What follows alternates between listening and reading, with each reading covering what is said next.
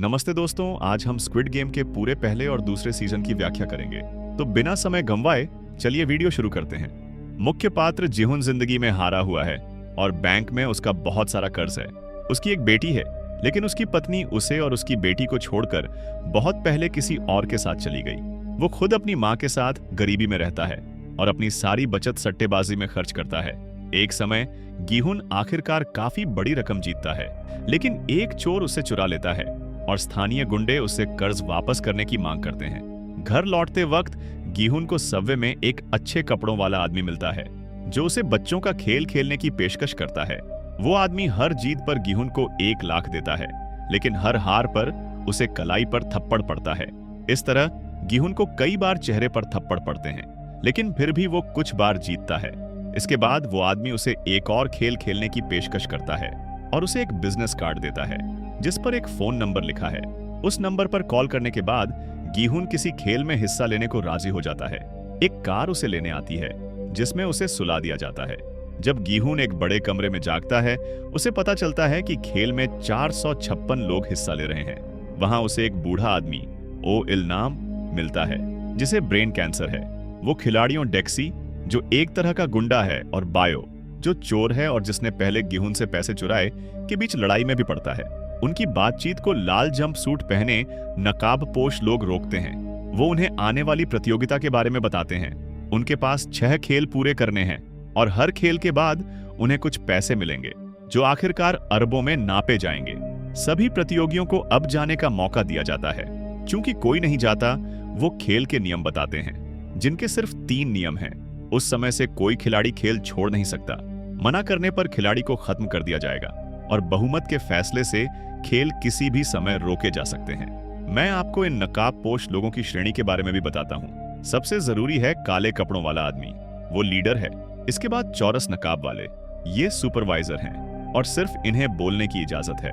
त्रिकोण नकाब वाले आसान भाषा में गार्ड और सजा देने वाले हैं, और गोल नकाब वाले सेवक हैं। इन्हें एक दूसरे का चेहरा दिखाने की मनाही है और इस नियम को तोड़ने पर उन्हें तुरंत मार दिया जाएगा। प्रतियोगी पहले चुनौती के लिए जाते हैं, जहां उन्हें एक बच्चों का खेल खेलना है। आसान भाषा में, जब हॉल के अंत में गुड़िया पीठ फेरकर गाना गाती है, लोग चल सकते हैं। जब वो मुड़ती है, सबको रुकना होगा। जो तय समय में गुड़िया तक पहुंचता है, वो आगे जाता है। प्रतियोगियों को नहीं पता कि इस खेल में खत्म होने का मतलब तुरंत मौत है। लोग घबराने लगते हैं और आधे से ज्यादा तुरंत मर जाते हैं। चुनौती के दौरान गिहुन अपने पुराने सहपाठी संग वू से मिलता है, जो उसे जीतने की रणनीति बताता है, और नाजुक पल में गिहुन को एक लड़का एली बचाता है। बचे प्रतियोगी रहने के कमरे में लौटते हैं, जहां उन्हें बताया जाता है कि हर मरने वाले प्रतियोगी के लिए 100 मिलियन पूल में गिरेंगे। इसका मतलब है कि विजेता को 45 अरब मिलेंगे। मौत के डर से ज्यादातर प्रतियोगी प्रतियोगिता छोड़ना चाहते हैं और वोटिंग के बाद सबको छोड़ दिया जाता है। लेकिन आयोजक उन्हें बताते हैं कि अगले दिन एक और वोटिंग होगी और अगर वो वापस आना चाहें तो खेल जारी रहेगा।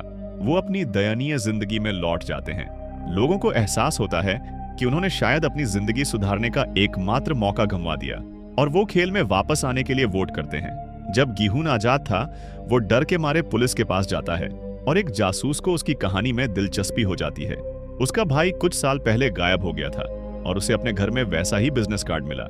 जासूस गिहुन का पीछा करता है, एक नाव पर चुपके से चढ़ता है, एक कर्मचारी को मारता है और उसकी पोशाक पहनकर खेल के बारे में जानकारी इकट्ठा करने लगता है। हमें यह भी पता चलता है कि गिहुन की मां को अस्पताल में सही इलाज नहीं मिला, क्योंकि गिहुन ने एक बार उसके सारे पैसे खर्च कर दिए थे। प्रतियोगी छात्रावास में लौटते हैं, जहां हमें एक और परेशान करने वाली औरत मीनो से मिलवाया जाता है। वो जल्दी ही गुंडे डिऑक्सी पर डोरे डालने लगती है और उसके साथ मिल जाती है। गिहुन भी पहले खेल में अपने उद्धारक आली, बूढ़े ओ इल्नाम, चोर सेब्योक और अपने पुराने दोस्त संग वू के साथ मिलता है। संग वू अनुमान लगाता है कि अगला खेल क्या होगा, लेकिन अपने दोस्तों को नहीं बताता। नया प्रतियोगिता है एक कैरमल प्लेट पर सुई से आकृति को सावधानी से काटना।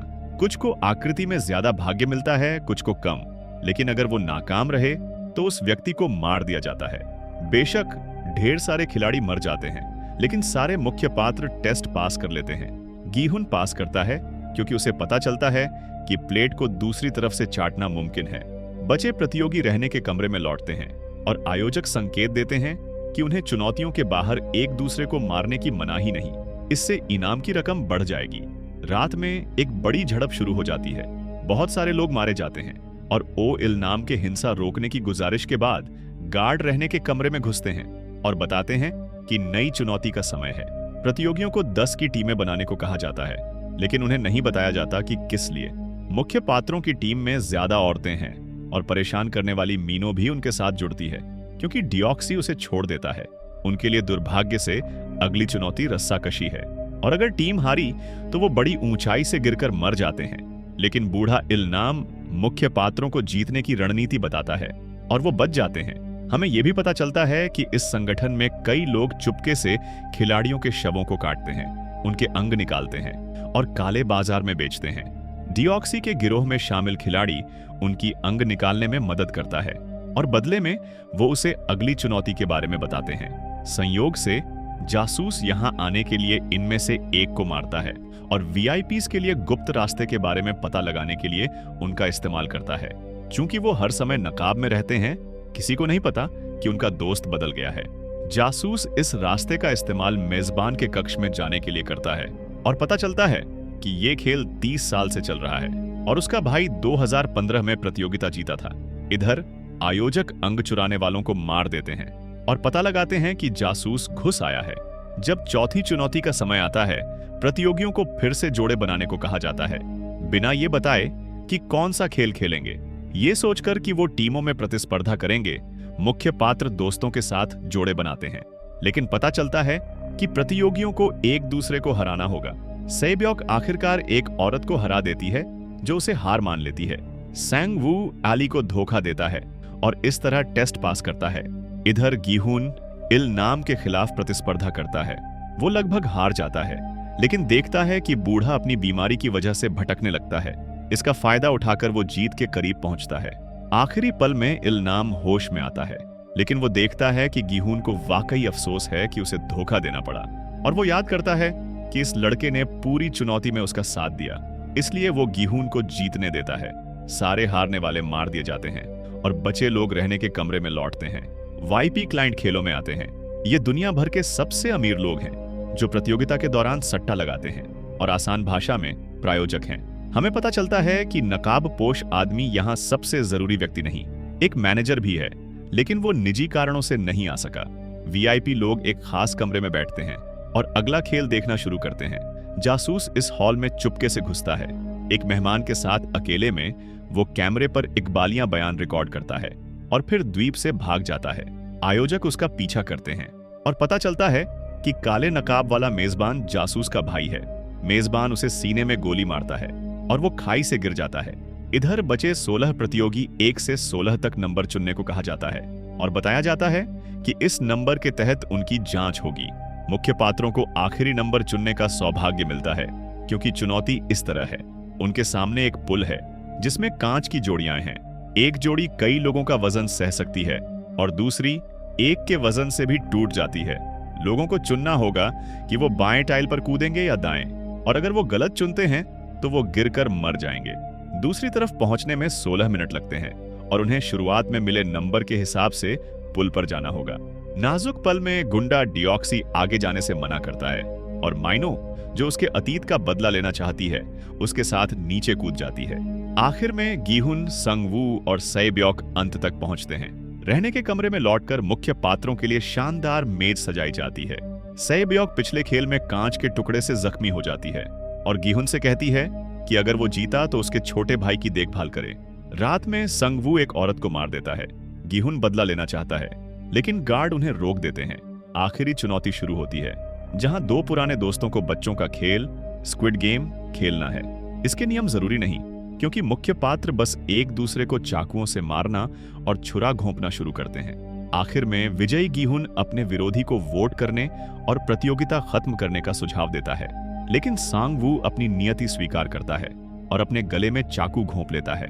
गीहुन को 45 अरब मिलते हैं। वो घर लौटता है और पता चलता है कि उसकी मां खेलों के दौरान बीमारी से मर गई। ये सब गीहुन को तोड़ देता है और वो 1 साल तक अजीब चीजें करता है, बिना जीते पैसे खर्च किए। एक दिन उसे खाली गगनचुंबी इमारत में बुलाया जाता है, जहां उसे बूढ़ा इल नाम बिस्तर से बंधा मिलता है। पता चलता है कि वो वही मैनेजर है जो निजी कारणों से वीआईपी मेहमानों से नहीं मिला। वो खेल देखकर थक गया था और इस जिंदगी में कुछ महसूस करने के लिए उसने खेलों में हिस्सा लेना शुरू किया। गीहुन बूढ़े को मारना चाहता है, लेकिन इल नाम अचानक खुद मर जाता है। कुछ समय बाद मुख्य पात्र साइब्योक के भाई को अनाथालय से निकालता है, उसे सांगवू की मां की देखरेख में देता है और उन्हें पैसे का एक बड़ा बैग देता है। पहले हमें दिखाया जाता है कि गीहुन देश छोड़ना चाहता है, लेकिन एपिसोड के आखिरी दृश्यों में हम देखते हैं कि वो खेल में वापस लौटने का फैसला करता है। ये पहला सीजन का अंत है। यहाँ से स्क्विड गेम का दूसरा सीजन शुरू होता है। गीहुन सोल में रुकने का फैसला करता है ताकि इस खेल को हमेशा के लिए रोक सके, लेकिन आयोजकों को ढूंढना आसान नहीं, इसलिए वो जीते हुए पैसे खर्च करके स्थानीय गुंडों को किराए पर लेता है। इन गुंडों का लीडर किम मुख्य पात्र पर लगभग भरोसा कर लेता है। गीहुन के पास सिर्फ एक सुराग है, वही आदमी जिसने उसे सबवे में भर्ती किया था। बच्चों का खेल खेलकर भाड़े के सिपाही 2 साल तक स्टेशनों पर उस आदमी की तलाश में ड्यूटी करते हैं और ऐसा लगता है सब बेकार। लेकिन एक दिन किम और उसका दायां हाथ वुआक उस भर्ती करने वाले को ढूंढ लेते हैं। वो उसका पीछा करते हैं, लेकिन वो आदमी निगरानी को भांप लेता है और दोनों को बेहोश कर देता है। वो लोग बंधे और मुंह बंद किए जागते हैं। भर्ती करने वाला उन्हें कागज पत्थर कैंची खेलने को मजबूर करता है और जो हारता है उसे रूसी रूलेट भी खेलना पड़ता है। लेकिन किम अपने अधीनस्थ को बचाने के लिए खुद की कुर्बानी देता है। भर्ती करने वाला गीहुन के गुप्त ठिकाने का पता लगाता है और उसके पास आता है। वहां मुख्य पात्र फिर से रूसी रूलेट खेलते हैं और बहस करते हैं कि उनके सिद्धांत सही हैं या नहीं।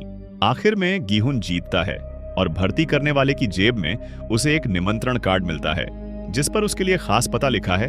थोड़ा पीछे समय में चलते हैं। वही जासूस जान हो जिसे मैनेजर ने गोली मारी थी बच जाता है। पता चलता है कि उसे एक नाविक ने पानी से निकाला और अस्पताल ले गया। जियन हो को एक सामान्य गश्ती पुलिस वाले में बदल दिया जाता है और वो उस नाविक के साथ मिलकर 2 साल तक आसपास के 200 से ज्यादा द्वीपों की छानबीन करता है।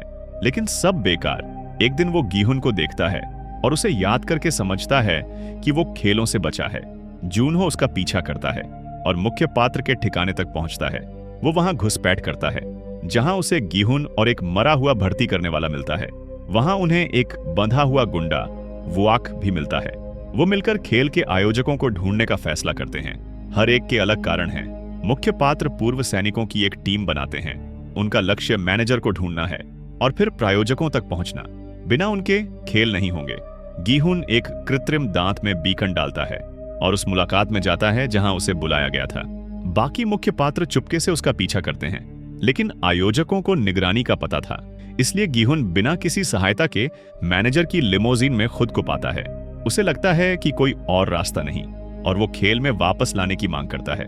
गीहुन को हैरानी होती है कि उसे मना नहीं किया जाता और उसे आगे ले जाने के लिए सुला दिया जाता है। इधर बाकी मुख्य पात्र बीकन का पीछा करते हैं।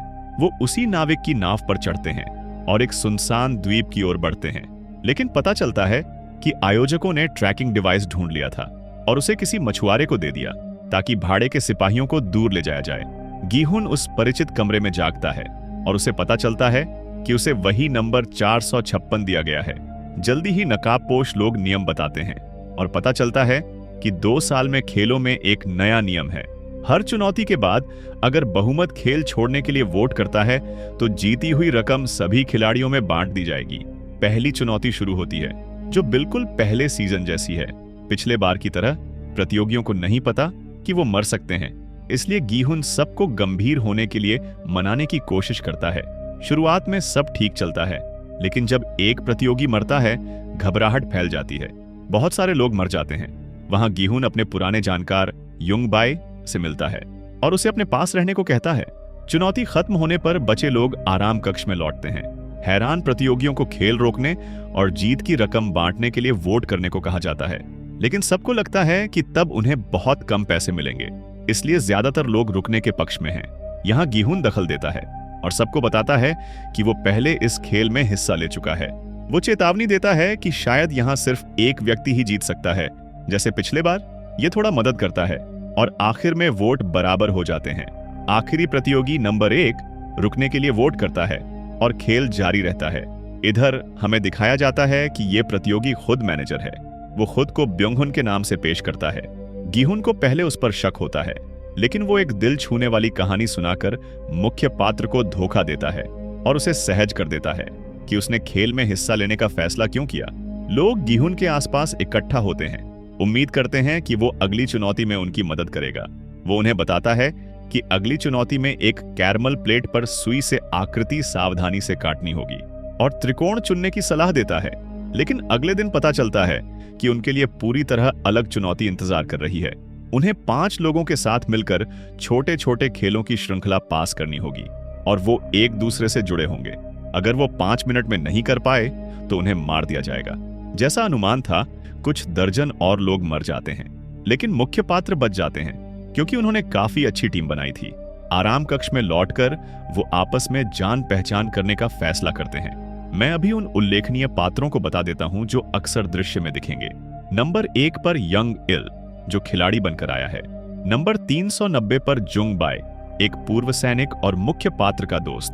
दैहो 388 भी पूर्व सैनिक बनकर आता है, लेकिन पूरे सीजन में बहुत कायराना व्यवहार करता है।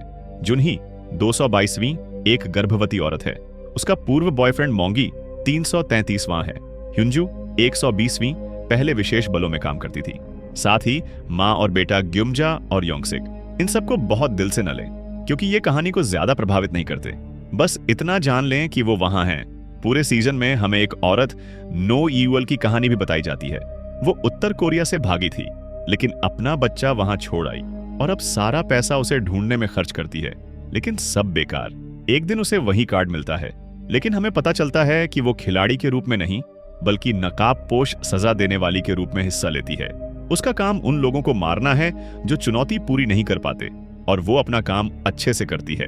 जल्दी ही हमें पता चलता है कि पहले सीजन की तरह यहाँ भी कुछ लोग अंगों की तस्करी करते हैं। उन्हें एक अस्थायी मैनेजर चलाता है जिसका उपनाम ऑफिसर है।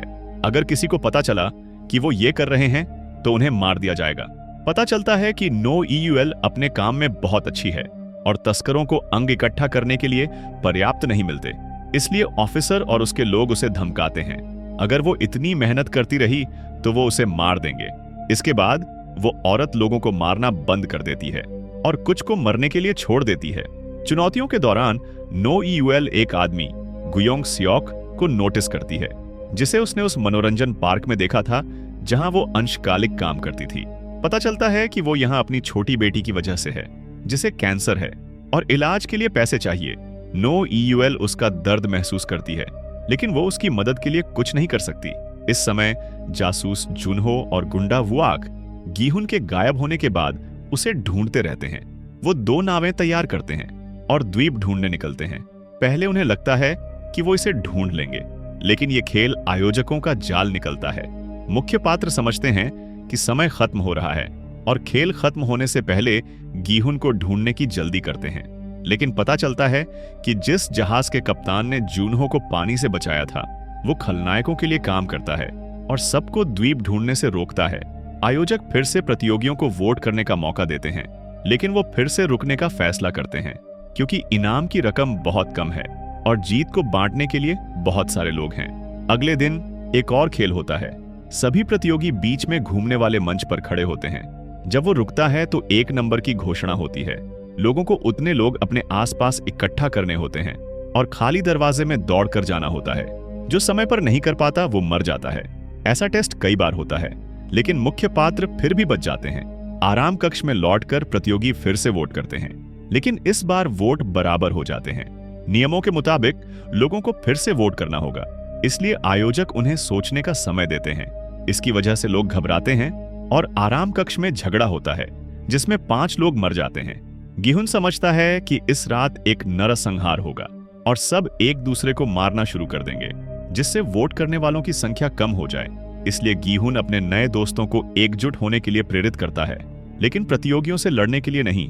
प्लान है नरसंहार को टालने का, और जब नकाबपोश लोग आए तो उन्हें मारकर उनके हथियार ले लें, फिर कंट्रोल रूम में घुसकर खेल को हमेशा के लिए खत्म करें। आयोजक बत्तियां बंद कर देते हैं और लोग एक दूसरे को मारना शुरू कर देते हैं।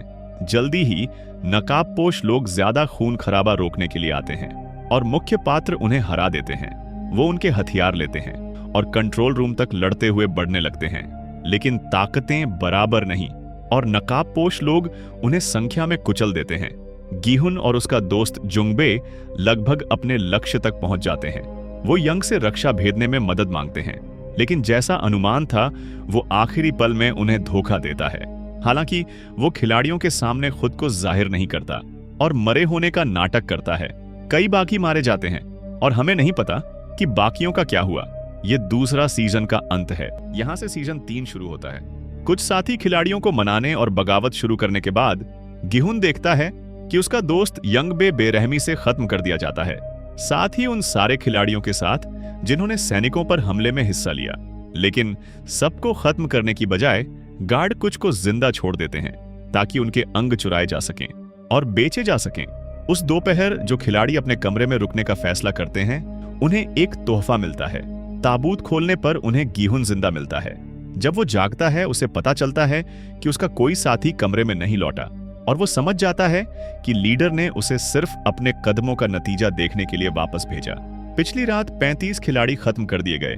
इससे तिजोरी में ढेर सारा पैसा गिरता है और अंतिम इनाम की कीमत काफी बढ़ जाती है। बचे 60 खिलाड़ियों को फिर से वोट करने का मौका मिलता है, ये तय करने के लिए कि वो अगला खेल जारी रखना चाहते हैं। इतने सारे खिलाड़ी खत्म होने के बावजूद 41 लोग प्रतियोगिता में रहने का चुनते हैं। ज्यादातर खिलाड़ी जो इस द्वीप को छोड़ना चाहते थे, गीहुन की बगावत में मदद करते हुए अपनी जान गंवा चुके हैं। विरोधी पक्ष मजबूत हो गया है क्योंकि ज्यादातर लोग पूरा इनाम जीतने के लिए अंत तक जाना चाहते हैं। जब बगावत के सारे सदस्य खत्म हो गए, नोल ने जांग को बचाने का रास्ता ढूंढ लिया, जो गार्ड्स पर हमले में शामिल था। उसे खत्म करने की बजाय वो युवती उसे गोली मारती है और कहती है कि अगर वो जिंदा बचना चाहता है तो अपनी आंखें बंद कर ले। उसे अंगों की गैरकानूनी बिक्री करने वालों के लिए तोहफे के रूप में भेजने के बाद वो गार्ड नंबर 7 को मनाती है, उसे उस जगह ले जाने के लिए जहां सर्जरी होती है, बाकी टीम से मिलने के लिए। वहां पहुंचकर नोल अपनी बंदूक निकालती है और सारे अपराधियों को बंधक बना लेती है ताकि डॉक्टर ग्योंगसॉक पर सर्जरी न करे। धोखा खाने से गुस्साए नंबर 7 उस पर हमला करता है और उसकी बंदूक छीन लेता है, लेकिन उसी पल नोल अपनी पिस्तौल पकड़ती है और उस कमरे में जमा सारे अपराधियों को खत्म कर देती है, सिवाय सर्जन के, क्योंकि उसे ग्योंगसॉक को बचाने के लिए उसकी जरूरत है। अगली सुबह चौथे मैच के लिए अखाड़े की ओर जाते वक्त बचे लोग अपने साथियों के शव लटके देखते हैं और समझ जाते हैं कि ये एक चेतावनी है। अगर उन्होंने खेलों को रोकने की कोशिश की तो क्या होगा। रंगीन गेंदों से टीमों को अलग करने के बाद मेजबान बताता है कि अगला खेल लुका छिपी होगा। नीली टीम को 2 मिनट के अंदर निकास ढूंढकर भागना होगा। जो नहीं भाग पाए उन्हें लाल टीम से अंत तक छुपना होगा। लाल टीम का काम नीली टीम के सदस्यों को ढूंढकर खत्म करना है। 30 मिनट के अंदर जो मना करेगा उसे खत्म कर दिया जाएगा। नीली टीम के सभी सदस्यों को अखाड़े के दरवाजे खोलने की चाबी दी गई है ताकि वो अंदर घूम सकें, लेकिन एक बार दरवाजा खुलने के बाद उसे फिर से बंद नहीं किया जा सकता। वहीं लाल टीम को तोहफे में चाकू मिलता है जिसे उन्हें नीली टीम के सदस्यों को खत्म करने के लिए इस्तेमाल करना होगा। अपनी मां की चिंता में योंगसिक ग्युमजा से अच्छे से छुपने को कहता है ताकि कोई सदस्य उसे न ढूंढे। कमरे में घुसते ही खिलाड़ी निकास ढूंढने के लिए बिखर जाते हैं। वादा करते हैं कि जो पहले निकास ढूंढेगा वो बाकियों को सावधान करेगा ताकि सब अखाड़ा छोड़ सकें। तभी गर्भवती जूनही को बुरा लगने लगता है और ग्युमजा उसकी मदद के लिए दौड़ती है। उन्हें सुरक्षित छुपने की जगह ढूंढने में मदद करने के लिए ह्युंजू दोनों को सीढ़ियों तक ले जाती है। 2 मिनट बाद अखाड़े के दरवाजे खुलते हैं और लाल टीम के सदस्य कमरे में घुसते हैं। ग्योंगसॉक की जान बचाने के बाद सर्जन को खत्म कर दिया जाता है और नोल खिलाड़ी को गार्ड नंबर 7 की पोशाक पहनने का आदेश देती है। टाइमर चलता देख लाल टीम के सदस्य बिखर जाते हैं। दूसरी टीम के खिलाड़ियों को ढूंढने के लिए जो कमरों में छुपे हैं, शिकारी अपने निशाने ढूंढने के लिए बिखरते हैं। गीहुन देहो के पीछे जाता है क्योंकि वो उसे अपने साथियों के खत्म होने का दोषी मानता है। बगावत के दौरान देहो को और गोला बारूद लाने भेजा गया था, लेकिन वो डर गया और अपने साथियों से मिलने वापस नहीं गया। ये सुनकर गीहुन उसे गद्दार मानता है और उसकी गद्दारी की वजह से खत्म हुए अपनी टीम के सदस्यों का बदला लेने की जिम्मेदारी लेता है। देहो को भागते देख गीहुन उसके पीछे दौड़ता है और उसे घेर लेता है, लेकिन पहला वार करने की तैयारी में उसे एहसास होता है कि वो गलत आदमी है और अपनी शिकार को भागने देता है। नमग्यू की मदद से म्यूंगी नीली टीम के एक खिलाड़ी को खत्म करता है और अपने चाकू पर खून देखकर हैरान रहता है। इधर ह्युंजू और गुमजा जुनही को एक पीछा करने वाले से बचाने में मदद करती हैं, लेकिन लड़की सीढ़ियां चढ़ते वक्त गिर जाती है। उसे छोड़ने की बजाय ह्युंजू अपनी जान जोखिम में डालकर उसकी रक्षा करती है। लड़ाई में वो खिलाड़ी 226 के हाथ से चाकू छीन लेती है और अपने साथियों की जान बचाने के लिए उसके दिल पर वार करके उसे खत्म करती है। एक विरोधी खिलाड़ी को खत्म करने के बाद म्योंगी जूनही अपनी पूर्व गर्लफ्रेंड के पीछे जाती है क्योंकि वो उसे खेल से बचाना चाहती है। सीढ़ियों से गिरने पर जूनही का पैर टूट जाता है और उसे चलने में तकलीफ होती है। आराम करते वक्त जूनही को प्रसव शुरू हो जाता है। ग्युमजा उसकी डिलीवरी में मदद करने का फैसला करती है। अपनी टीम को धोखा देने और भागने के बाद सियोनियो निकास ढूंढती है और पता चलता है कि दरवाजा खोलने के लिए 3 तरह की चाबियों की जरूरत है। उसके पास सिर्फ गोल चाबी है। वो बाकी 2 चाबियों की तलाश में निकलती है और खत्म हुए खिलाड़ी के खून से एक तीर बनाकर निकास का निशान बनाती है। डिलीवरी के बाद ग्युमजा बच्चे को अपनी कोट में लपेटती है और जूनही को दे देती है। इस मौके पर खिलाड़ी 202 दिखता है। ह्युंजू अपने साथियों की रक्षा के लिए उस पर हमला करती है, लेकिन उसे चोट लगती है और पैर जख्मी होने के बावजूद उसे लड़ाई जारी रखनी पड़ती है। दुश्मन के हाथ से चाकू छीनकर वो बार बार वार करती है और उसे खत्म कर देती है। उसी पल उसे 3 तालों वाला दरवाजा दिखता है और समझ आता है कि उसे निकास मिल गया। चूंकि उसके पास ग्युमजा और जूनही की चाबियां हैं, ह्युंजू दरवाजा खोल लेती है, लेकिन बाहर जाने की बजाय वो अपने दोस्तों के पीछे जाती है। लेकिन जैसे ही वो दरवाजा खोलती है, उसे पीछे से कायराना हमला होता है। जूनही को पता चलता है कि उसकी दोस्त को खत्म करने वाला उसका पूर्व बॉयफ्रेंड था। दूसरी 2 चाबियां रखने वाले बूढ़े के धोखे के बाद सियोनियो को मिन्सू ढूंढ लेता है और उसे खत्म कर देता है। जब गीहुन आखिरकार देहो को ढूंढता है, वो उस पर हमला करता है और खुद को यकीन दिलाने की कोशिश करता है कि उसी ने उसकी टीम को खत्म किया। लेकिन वो युवक उसे याद दिलाता है कि बगावत गीहुन ने शुरू की थी। अगर वो न होता तो वो सारे लोग जिंदा होते, जिसमें यांगबे भी शामिल है। लेकिन गीहुन उसकी नहीं सुनता और उसका गला दबाकर उसे खत्म करने का इरादा रखता है। ग्युमजा की मदद से जूनही निकास ढूंढ लेती है, लेकिन तभी योंगसिक आता है और बताता है कि उसने किसी को खत्म नहीं किया, इसलिए खेल से जिंदा निकलने के लिए वो युवती की ओर बढ़ता है। जूनही और उसके बच्चे को बचाने के लिए ग्युमजा अपनी जान की कुर्बानी देने की पेशकश करती है, लेकिन अपनी मां पर हमला करने की बजाय योंगसिक उसे धक्का देता है और जूनही के पीछे जाता है। लेकिन ग्युमजा अपने बेटे पर हमला करती है ताकि लड़की और उसका बच्चा बच जाए। उसी वक्त टाइमर रीसेट हो जाता है और खेल खत्म हो जाता है। 30 मिनट में किसी को खत्म न करने की वजह से योंगसिक खत्म हो जाता है। कमरे में लौटने पर बचे लोगों को बताया जाता है कि चौथे खेल में 35 खिलाड़ी खत्म हुए। अब प्रतियोगिता में सिर्फ 25 लोग बचे हैं। बड़ा इनाम जीतने के लिए फिर से वोटिंग में सर्कल जीतता है, क्योंकि ज्यादातर खिलाड़ी पूरा इनाम जीतने के लिए अंत तक जाना चाहते हैं। यहां तक कि ग्युमजा के सबको इस दुस्वप्न को खत्म करने की गुजारिश के बावजूद उस रात जब सब सो रहे होते हैं, ग्युमजा गीहुन के पास जाती है और एक गुजारिश करती है। वो कहती है कि उसे लगता है गीहुन खेल में लोगों को बचाने आया था, इसलिए वो बूढ़ी औरत उसे वादा करवाती है कि वो जूनही और उसके बच्चे को हर कीमत पर सुरक्षित रखेगा, क्योंकि उस बच्चे का कोई कसूर नहीं कि वो इस भयानक जगह पैदा हुआ। इधर नॉल ऑफिसर के दफ्तर में घुसती है और धमकी देती है कि अगर उसने गार्ड नंबर 16, जो असल में ब्लैक गार्ड है, द्वीप से निकलने में मदद न की तो वो उसके सारे राज उजागर कर देगी। अगली सुबह जब गीहुन जागता है, उसे पता चलता है कि ग्युमजा ने सब कुछ खत्म कर लिया, क्योंकि वो अपने बेटे को खत्म करने के दर्द के साथ जी नहीं सकी। सदमे में जूनही रोने लगती है। हालांकि म्योंगी अपनी पूर्व गर्लफ्रेंड को सांत्वना देना चाहती है, लेकिन उसने जो किया उसके बाद उसे हिम्मत नहीं होती। अचानक एक आवाज घोषणा करती है कि 5वां खेल जल्द शुरू होगा और सब अखाड़े की ओर बढ़ते हैं।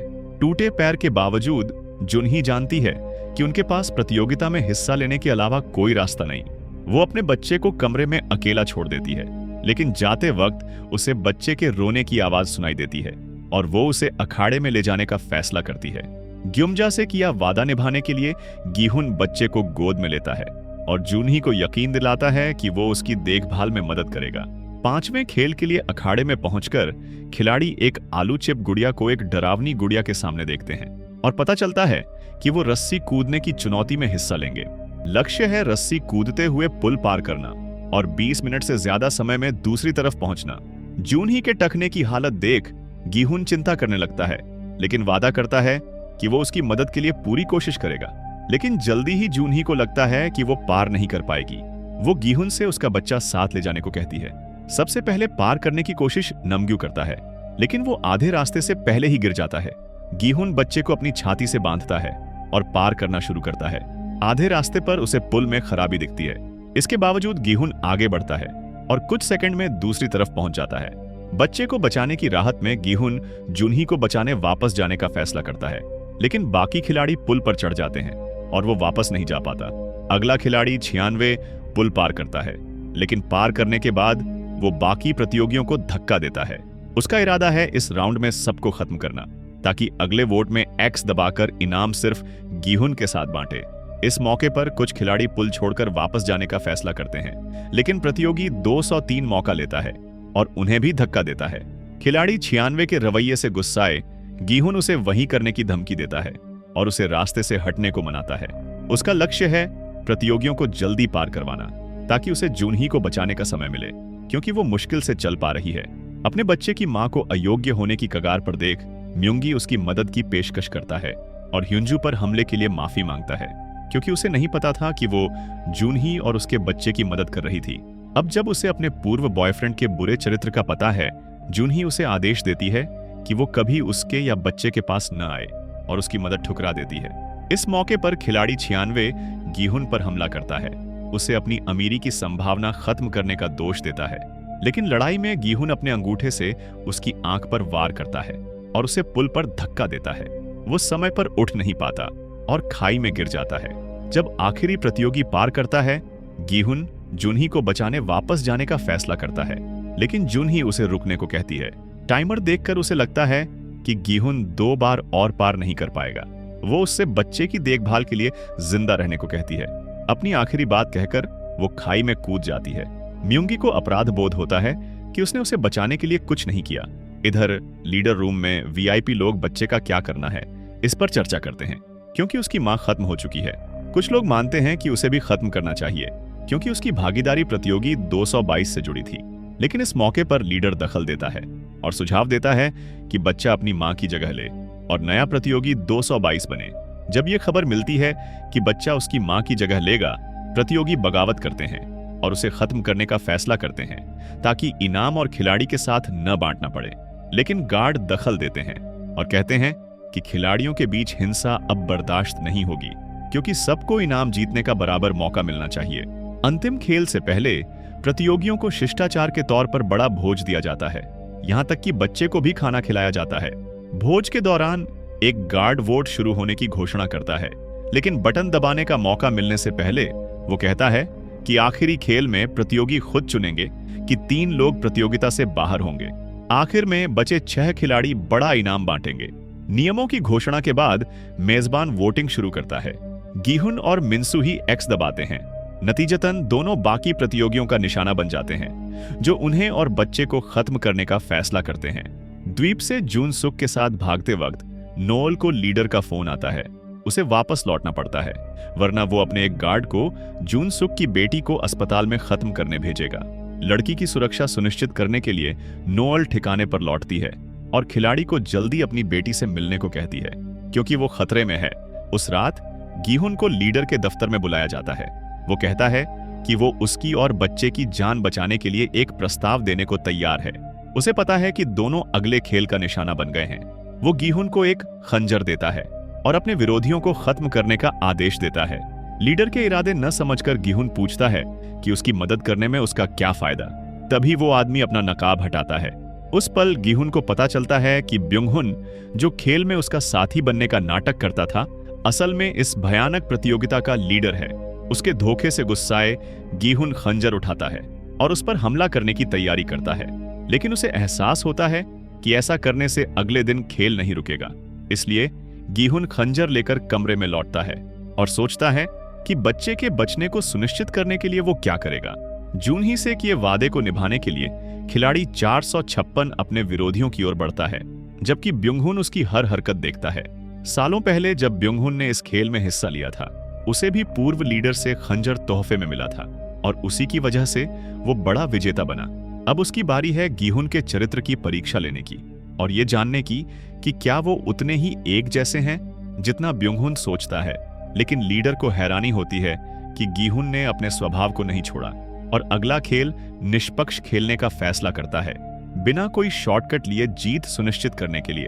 अगली सुबह जब प्रतियोगी खेल के अखाड़े की ओर जाने की तैयारी करते हैं, नॉयल बेस में घुसती है और अधिकारी को धमकी देती है कि खिलाड़ी 246 के सारे रिकॉर्ड मिटाए। लेकिन अपनी जान बचाने के लिए अधिकारी कहता है कि लीडर के कमरे में एक छपा हुआ फाइल है, अगर उसे नष्ट करना है तो नोएल को उसे जिंदा रखना होगा। लेकिन जैसे ही वो लिफ्ट में ऊपरी मंजिल पर जाने के लिए चढ़ती है, उस पर हमला होता है और वो अपने सीनियर के खिलाफ द्वंद्व शुरू करती है। जब वो खत्म होने वाली होती है, नोएल उस पर हमला करती है और उसका ब्लेड छीन लेती है, लेकिन उसे सिर पर चोट लगती है और वो जमीन पर गिर जाती है। पेट में गंभीर चोट लगने के बाद वो खुद को लिफ्ट तक घसीटती है और समय पर अपना हथियार लेकर अपने विरोधी को खत्म कर देती है। जब वो दोनों अपनी जान के लिए लड़ रहे होते हैं, प्रतियोगी एक लीवर चढ़कर चौरस के शीर्ष पर पहुंचते हैं। इस मौके पर मेजबान खेल के नियम बताता है, जिसे स्काई स्क्विड गेम कहा जाता है। प्रतियोगियों को एक दूसरे को 3 मंचों, चौरस, त्रिकोण और वृत्त से धक्का देना होगा। अगर प्रतियोगी एक या ज्यादा खिलाड़ियों को मंच से धक्का देते हैं जबकि वो जिंदा हैं, तो सभी प्रतियोगी चरण पास करते हैं और अगले मंच पर जाते हैं। लाल बटन दबाकर टाइमर शुरू करने के बाद खिलाड़ियों को पहला राउंड खत्म करने और नया वोट शुरू करने के लिए 15 मिनट मिलते हैं, ताकि पहले व्यक्ति को खाई में धक्का देने का चुनाव हो। इस मौके पर म्यूंगी दखल देता है और अपने बेटे को खत्म करने का फैसला करने से रोकने के लिए वो कहता है कि मिन्सू सबसे आसान निशाना है। चूंकि किसी को नहीं पता कि म्यूंगी बच्चे का पिता है, सब उसकी बात मान लेते हैं, लेकिन कोई भी मिन्सू को धक्का नहीं देना चाहता, क्योंकि उन्हें डर है कि वो उनके साथ खींचे जाएंगे। इस समस्या को हल करने के लिए म्यूंगी मंच के बीच में लगी लोहे की छड़ लेता है और मिन्सू को नीचे धक्का देता है। इस मौके पर एक पुल बनता है ताकि प्रतियोगी त्रिकोण तक पहुंच सकें और समूह गीहुन को बच्चा सौंपने के लिए मनाने की कोशिश करता है, लेकिन वो मना करता है। इसलिए प्रतियोगी उसे और बच्चे को एक साथ नीचे गिराने की धमकी देते हैं। समस्या ये है कि ऐसा करने से खिलाड़ियों के पास त्यागने के लिए कोई नहीं बचेगा और उन्हें अपने समूह से किसी को कुर्बान करना होगा। इसलिए वो गीहुन को धोखा देने की कोशिश करते हैं और दावा करते हैं कि वो लॉर्ड से अगले खत्म होने वाले का फैसला करेंगे, क्योंकि उसे उन लोगों पर बिल्कुल भरोसा नहीं। गीहुन उनकी नहीं सुनता, इसलिए खिलाड़ी 336 उस पर हमला करता है। लेकिन जब वो देखता है कि उस आदमी ने अपनी कमर पर सूट बांधा है ताकि उसके साथी उसे खींच सकें, गीहुन अपना खंजर निकालता है, कपड़ा काट देता है और पास आने वाले पर हमला करने की धमकी देता है। जब वो पीछे मुड़ता है, म्यूंगी धातु की छड़ पकड़ता है और गीहुन को रास्ते से हटने को कहता है ताकि वो खिलाड़ी 336 को खत्म कर सके। प्रतियोगी को खत्म करने के बाद वो कहता है कि वो गीहुन के साथ है और खुलासा करता है कि वो बच्चा उसका बेटा है। ये समझकर कि इन दोनों को खत्म करना आसान नहीं होगा, क्योंकि दोनों हथियारबंद हैं, बूढ़ा आदमी और उसका समूह सबसे कमजोर को कुर्बान करने का फैसला करता है और अगले राउंड में खिलाड़ी 39 को खत्म करने का निर्णय लेता है। इस तरह 6 बचे लोग पैसा बांट सकेंगे और लगभग 4.56 अरब डॉलर के साथ जिंदा निकल सकेंगे। लेकिन अपने विरोधियों को चुनने देने की बजाय गीहुन लड़ाई की जिद करता है, क्योंकि उसे लगता है कि यह समस्या हल करने का सबसे निष्पक्ष तरीका है। तभी दोनों टीमों में लड़ाई शुरू हो जाती है और म्यूंगी लगभग मंच से धक्का दे दिया जाता है। लेकिन लड़ाई में वो खेल को अपने पक्ष में मोड़ लेता है और खिलाड़ी 353 खाई में गिर जाता है। इधर गीहुन खिलाड़ी 203 को खत्म करता है और बच्चे को बचाता है। अगले राउंड में जाने से पहले म्यूंगी खिलाड़ी 100 को खत्म करता है और टाइमर रीसेट हो जाता है। जब खिलाड़ी 39 को लगता है कि वो अगला त्यागा जाएगा, वो खुद को फेंक देता है ताकि वो म्यूंगी के इरादों को बिगाड़ दे। जब वो जीत सुनिश्चित करने का प्लान सोचता है, नोएल उस कमरे में पहुंचती है जहां लीडर छठे राउंड के सभी खिलाड़ियों की छपी फाइलें रखता है और उन्हें आग लगा देती है। ये जानकर कि गीहुन को आखिरी मंच तक जाने देना बहुत जोखिम भरा है, म्यूंगी उसे अपने बेटे को सौंपने का आदेश देता है, क्योंकि वो उसे खाई में फेंककर अपनी जीत सुनिश्चित करना चाहता है। जब गीहुन को उसके असली इरादे पता चलते हैं, वो बच्चा सौंपने से मना करता है और वादा करता है कि वो म्यूंगी को उसे मंच से धक्का देने देगा ताकि वो और उसका बेटा जिंदा निकल सकें। लेकिन सौदा मानने की बजाय म्यूंगी जिद करता है कि गीहुन बच्चा सौंप दे और उसे त्रिकोण पर लौटने को मजबूर करता है। ये देखकर कि ये वादा निभाने का एकमात्र रास्ता है, गीहुन बच्चा सौंप देता है और खंजर लिए वृत्त में कूदता है। ये जानकर कि म्यूंगी अपने बेटे को भी खत्म करने को तैयार है, गीहुन नतीजे पर पहुंचता है कि वो उसकी कुर्बानी का हकदार नहीं, और बच्चे के साथ खेल से बाहर निकलने के लिए लड़ने का फैसला करता है। द्वंद्व के दौरान म्यूंगी अपनी धातु की छड़ गिरा देता है और खंजर उठाने की कोशिश करता है, लेकिन नाकाम रहता है। इसलिए उसका एकमात्र रास्ता बच्चे को ढाल बनाना है और धमकी देता है कि अगर गिहुन पास आया तो वो उसे फेंक देगा। इस मौके पर वो अपने विरोधी को खंजर सौंपने का आदेश देता है। गिहुन बच्चे को बचाने के लिए उसका आदेश मानता है। म्यूंगी के वार करने के बाद दोनों मंच से गिर जाते हैं, लेकिन गिहुन किसी तरह पकड़ बनाए रखता है और उस आदमी की जान बचाने की कोशिश करता है। लेकिन तभी म्यूंगी का पहना सूट, जो उसे पकड़े रखने के लिए था, फट जाता है और वो भारी गिरावट का शिकार हो जाता है। खिलाड़ी 333 के खत्म होने के बाद गिहुन खुद को ऊपर खींचता है और बच्चे के साथ छठा राउंड जीतता है। समस्या यह है कि जब म्यूंगी गिरा, राउंड शुरू करने का बटन अभी दबा नहीं था, इसलिए उसका खत्म होना बेकार गया। बटन दबाने के बाद गिहुन को एहसास होता है कि उसे मुश्किल फैसला लेना है, लेकिन उसे जून ही से किया वादा याद आता है और नेताओं की सारी उम्मीदों के खिलाफ जो खेल देख रहे हैं, वो बच्चे की जान बचाने के लिए कूदता है। खुद को कुर्बान करके खेल से बाहर हो जाता है। तभी लीडर को खबर मिलती है कि एक कोस्ट गार्ड नाव पास आ रही है और वो निकासी का अलार्म बजा देता है। जब कर्मचारी द्वीप छोड़ रहे होते हैं, जूनहो सुविधा में घुसने में कामयाब होता है और अपने भाई के पीछे जाता है।